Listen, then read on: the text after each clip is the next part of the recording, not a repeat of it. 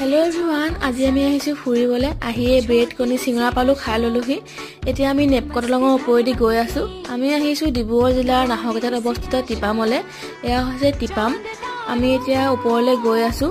ইয়াত সৰ্বমুঠ 1055 খন চিৰি আছে আমি আহি অলপতে বহি লৈছো ভাগৰ লৈছে যিহেতু আমি আধা দূৰতকৈ বেছি আহিলোৱে এতিয়া এফালে যাব পাৰি বোলে এফালে অলপ শৰ্টকাট সেইকাৰণে আমি এফালে দিয়ে গৈছো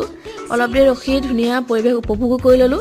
এফালে ৰাস্তাটো খালি এনেকুৱা ধৰণৰ ইমান ভাল নহয় আমি আহি ওপৰ পালোহি ইয়াৰ ওপৰৰ ধুনীয়া প্ৰাকৃতিক পৰিবেশ ইমান ধুনীয়া লাগিছে ওপৰৰ দৃশ্যটো